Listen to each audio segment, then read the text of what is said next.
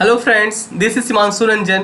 Today I came up with new topic of Company Act 2013 types of company. जैसे कि on the basis of incorporation company को किस तरह के से क्लासिफिकेशन किया गया है और on the basis of liability किस तरह से क्लासिफिकेशन किया गया है, वैसा बहुत सारा क्लासिफिकेशन किया गया है। तो पहले हम लोग जानते हैं on the basis of incorporation of the company. On the basis of incorporation statutory company और रजिस्टर्ड कंपनी। तो पहले तो ये जानते हैं कि स्टैट्यूटरी कंपनी क्या होता है।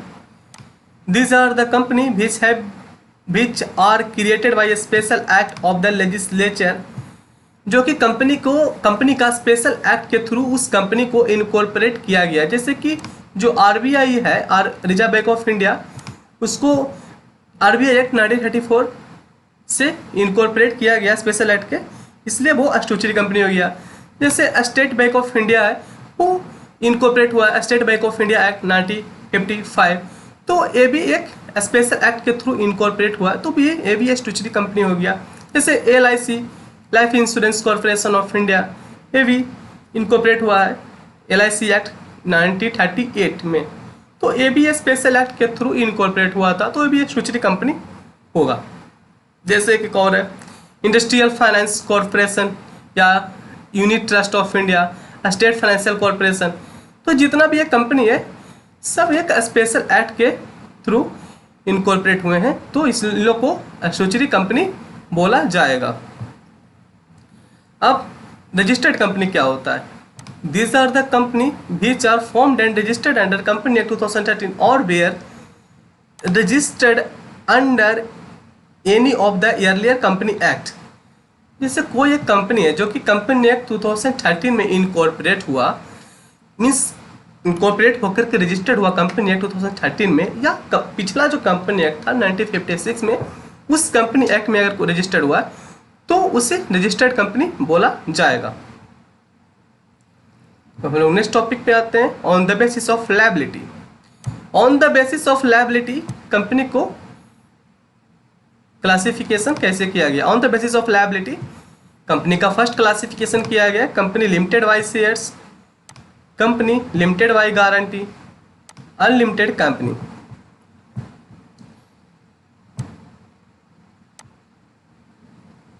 जो कंपनी लिमिटेड बाय शेयर है वो as per section 2 clause 22 of the company act 2013 में डिफाइन किया गया है।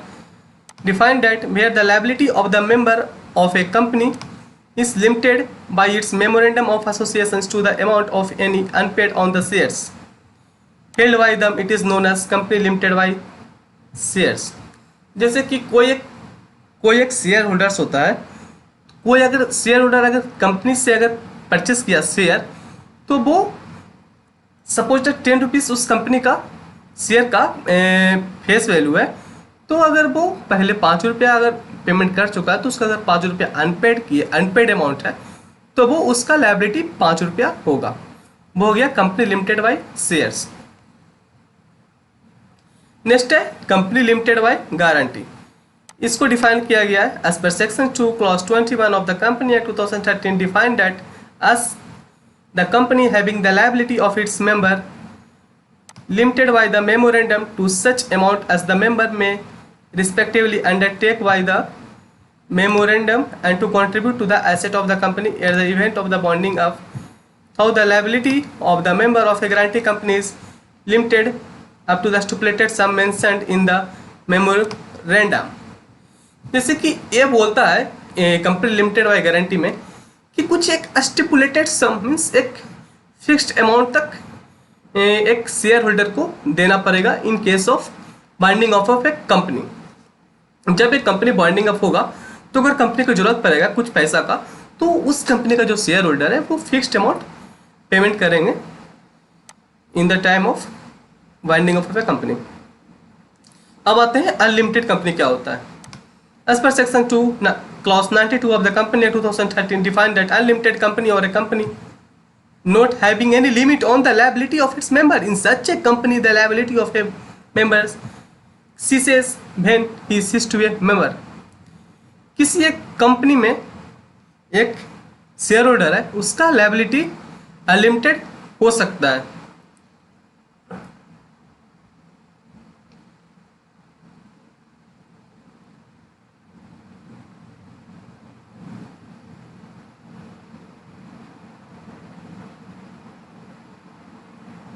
नेक्स्ट टॉपिक पे आते हैं, on the basis of members.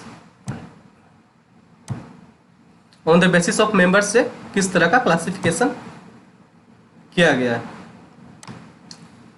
On the basis of members, पहला है OPC means one person company. The concept of one person company क्या है?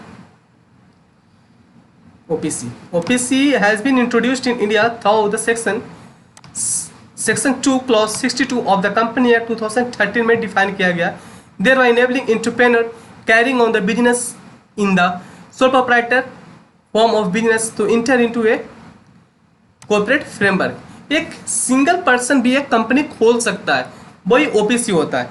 इससे पहले जो कंपनी एक्ट 1956 था, उसमें कोई एक सिंगल पर्सन कंपनी नहीं खोल सकता था, इसलिए तो बहुत सारा डिफिकल्टी फेस होता था। वो उसको कम से कम 2 आदमी को तो लाना ही पड़ता था कंपनी खोलने के लिए, तभी जाकर के वो प्राइवेट कंपनी को ऑपरेट कर सकता था। बट ये जो कंपनी 2013 है, इसमें एक सिंगल पर्सन भी एक कंपनी इनकॉर्पोरेट कर सकता है as per section 2 clause 62 of company act 2013।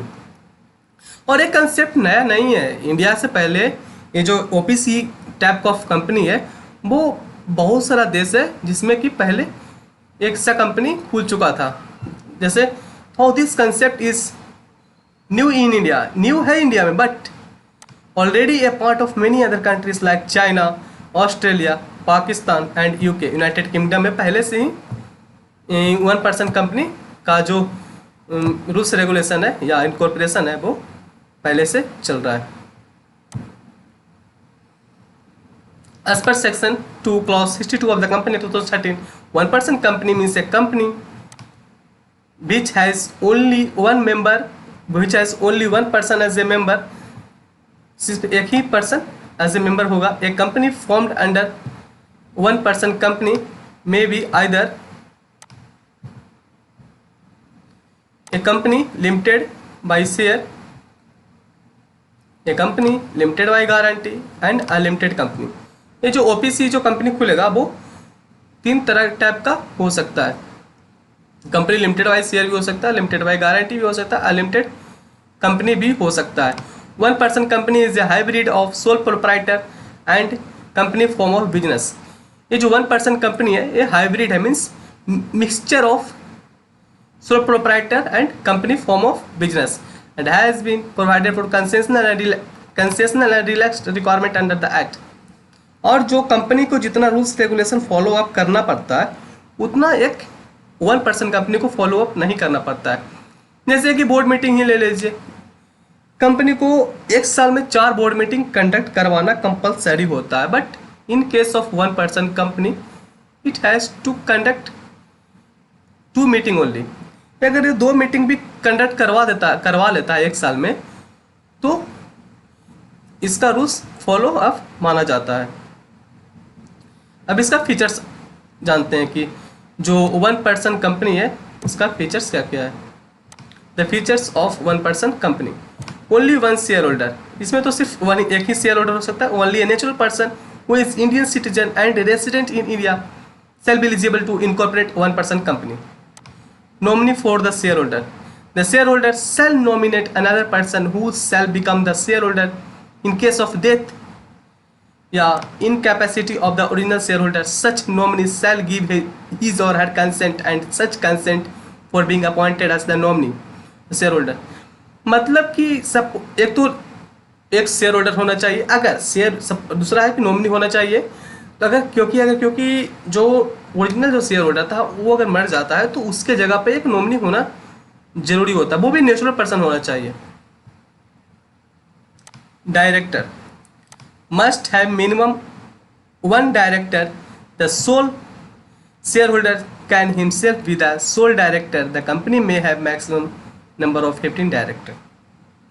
जो कंपनी एक्ट 2013 में है, इसमें जितना भी कंपनी है उसको मैक्सिमम 15 डायरेक्टर ही वो रख सकता है। अगर उस कंपनी को लगता है कि मुझे को 15 डायरेक्टर से ज़्यादा का ज़रूरत है, तो वो SRNGM पास करके वो 15 डायरेक्टर से भी ज़्यादा रख सकता है। So that condition is also applicable on 1% company, means 1% company भी 15 डायरेक्टर से ज़्यादा अपॉइंट कर सकता है।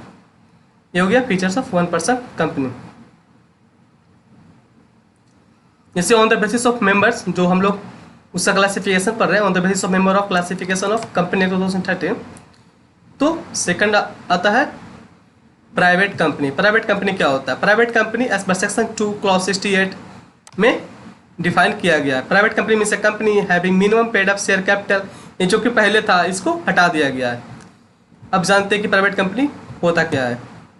इसको तो डिफाइन किया गया है एज पर सेक्शन 2 क्लॉज 68 में। इसका फीचर्स है, it restrict the right to transfer its share. ये जो प्राइवेट कंपनी का जो शेयर होता है वो कभी ट्रांसफर नहीं हो सकता है, except in case of 1% company limit the number of members to be 200। 1% company को प्राइवेट कंपनी माना जाता है और इसमें मेंबर एक हो सकते हैं, but in case of other private company the limit of number of member to 200, 200 से ज़्यादा मेंबर नहीं हो सकते हैं। अब जानते हैं कि provided means exception, provided that where 2 or more person hold 1 or more shares in a company jointly, their shall for the purpose of this clause shall be treated as single member। अगर कोई 2 person ऐसा है कि जो कि single share को खरीदा, supported कोई 2 पर्सन है, उसके पास पूरा पैसा नहीं था, दोनों के पास नहीं था कि एक शेयर खरीद सके, तो दोनों मिल करके एक शेयर खरीदे, तो दोनों को एक ही माना जाएगा। Provided further that the person who are in the employment of a company, जैसे कि ये एक्सेप्शन दिया गया, ये जो 200 मेंबर है ना उन लोग के लिए कि 200 मेंबर ही हो सकते हैं। तो इसमें कौन कौन आदमी है जो कि काउंट नहीं होगा as a member of a company? Person who are in the employment of the company, इसलिए ये काउंट नहीं होगा, क्योंकि ईसोप वगैरह मिलता है ना, तो इन लोग काउंट नहीं होगा। जो उस कंपनी का एम्प्लॉयमेंट में मीन्स एम्प्लॉई है उस कंपनी का, तो वो लोग भी काउंट नहीं होगा, क्योंकि उन लोग भी तो कुछ शेयर खरीदता है कंपनी का। Person who have been formally in employment of the company, अब कंपनी में पहले वो एम्प्लॉयमेंट में था, वो भी काउंट नहीं होगा। और जैसे कि थर्ड फीचर्स है प्राइवेट कंपनी का, it prohibit any invitation to public to subscribe for any security of the company. ये जो प्राइवेट कंपनी होता है, इसका कोई भी पब्लिक सब्सक्राइब नहीं कर सकता शेयर इस प्राइवेट कंपनी का। ये जो कंपनी एक्ट अमेंडमेंट आया था कंपनी एक्ट में 2015 में, उसमें ओमिट कर दिया गया था। पहले ये सब कुछ था कि इतना पैसा होना चाहिए तब जा करके आप एक प्राइवेट कंपनी खोल सकते हैं, ये सब को ऑब्सोल्यूट मीन्स डिलीट कर दिया गया, उसको जरूरत नहीं है पढ़ने का। On the basis of member, next classification is public company. Public company को डिफाइन किया गया है एज पर सेक्शन 2 क्लॉज 71।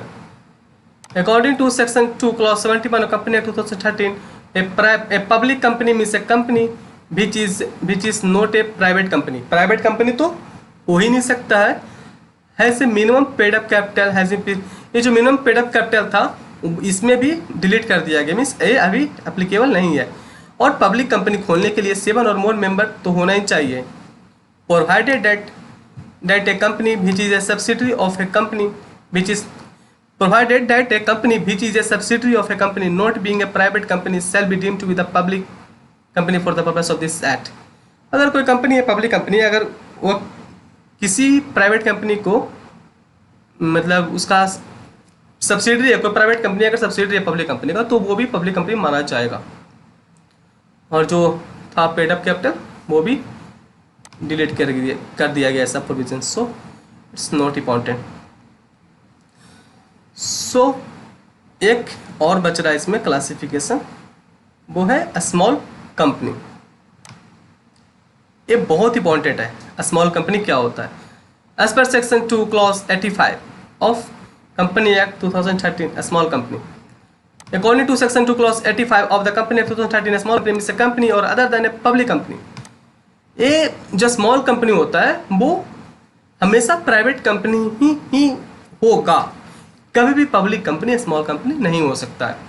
इसका paid up share capital of a company does not exceed 50 lakh rupees और सच हायर अमाउंट बीच में भी exceed not more than 10 crores। What is this? Paid up share capital of the company does not exceed 50 lakh or such amount as may be prescribed which cannot be more than 50 lakh से and turnover of the company which of its profit immediate preceding the financial year does not exceed 2 crore which may be prescribed which shall not be more than 100 crore।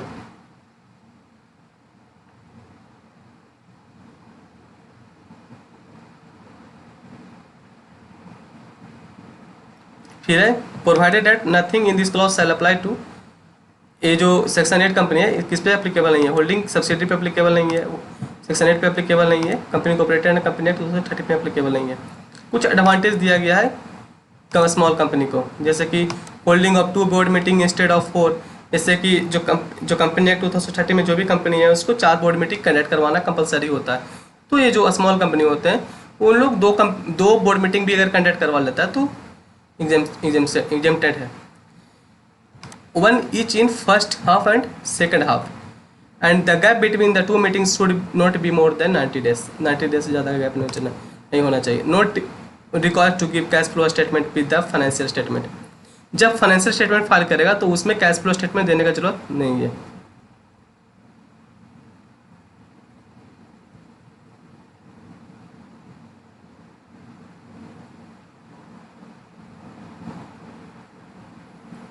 So friends आज यहीं तक रखते हैं और आगे का जो classification है वो मेरा नेक्स्ट वीडियो में रहेगा। So if you like my lecture so like my videos and share with your friends and please subscribe my channel. So thank you.